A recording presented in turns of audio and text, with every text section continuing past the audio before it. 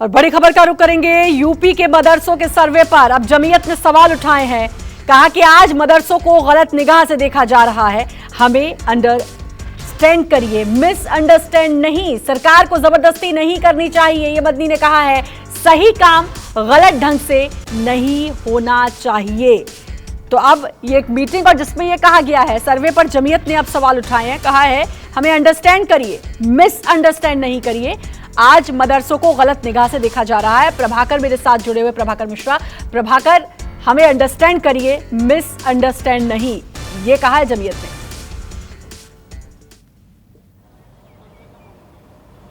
देखिए, जमीयत की जो मीटिंग थी उसमें करीब 150 के आसपास अनएडेड मदरसा के प्रतिनिधि यहाँ पर इकट्ठा हुए थे और उसमें इसी बात पर चर्चा हो रही थी कि सरकार ने जो फैसला किया है, जो सर्वे करने का फैसला किया है, उससे उपजी हुई जो परिस्थितियां हैं उससे कैसे टैकल करना है, कंप्लायंस कैसे करना है। इसलिए कि जो शर्तें हैं, जो सरकार जानना चाहेगी, जो सर्वेयर आएगा जानने के लिए, उसको वो जो पूछेगा उसे बताना है। तो आपके पास क्या वो आंकड़े हैं, कितने बच्चे पढ़ते हैं, वो जिस ज़मीन पर वो मदरसा बना हुआ है उस ज़मीन के कागजात आपके पास हैं क्या, जो वो मिलते हैं, फंड आते हैं, क्या उस फंड का आपके पास लेखा जोखा है क्या, अगर नहीं है तो उसे कैसे मेंटेन करना है, कैसे सरकारी एजेंसियों के सवालों का जवाब देना है, इस पर यहाँ पर बात हो रही थी। क्योंकि लेकिन इसके साथ ये भी कि ढेर सारे किंतु परंतु और आशंकाएं हैं इस सर्वे को लेकर। जो यहाँ की मीटिंग के बाद जब मदनी बोल रहे थे तो उन्होंने एक बात कही कि हो सकता है कि सरकार की नीयत अच्छी, ये काम फैसला अच्छा हो सकता है, लेकिन नीयत पर सवाल वो खड़ा कर रहे थे। उन्होंने कहा कि जिस मदरसों को बदनाम करने की कोशिश हो रही है इसी बहाने, एक शुरुआत है, एक सरकार का काम है, सरकार ये कर सकती है, लेकिन नीयत सरकार का ठीक नहीं लग रहा है, इस पर सवाल खड़ा किया गया। दूसरी बात ये कि मदरसों को उन्होंने कहा कि देश की का एक एसेट है, आज़ादी के पहले से मदरसों ने देश निर्माण में, समाज निर्माण में बहुत महत्वपूर्ण भूमिका निभाई है। तो कुल मिला के ये कि मदरसे अच्छे हैं, लेकिन अगर गलत नीयत से सर्वे किया जा रहा है तो उसकी मुखालफत की जाएगी।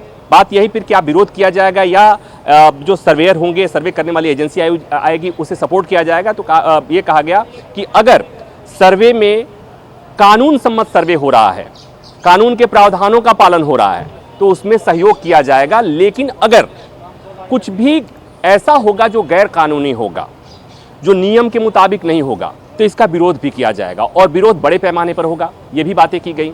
मदनी ने यह भी कहा कि इसको लेकर वो मुख्यमंत्री से मिलने वाले हैं, सरकार से मिलेंगे। एक 12 सदस्यीय स्टीयरिंग कमेटी का गठन किया गया है ताकि इसके बाद की जो समस्याएं अगर उत्पन्न होती हैं या मदरसों को लेकर कोई प्रॉब्लम आती है तो आगे क्या करना है। अगर कुछ लीगल रेमेडीज ढूंढने की बात होती है, किस तरह से मामले को अगर अदालत में ले जाना है तो कैसे ले जाना है, उस पर वो विचार किया जा सकता है। लेकिन एक बात जो मुझे समझ में आ गई वो ये कि सरकार ने एक फैसला किया है तो सरकार के फैसले को मानना पड़ेगा। ये बात भी जमाते उलेमा हिंद को ये पता है कि सरकार के साथ आप हेड ऑन नहीं कर सकते।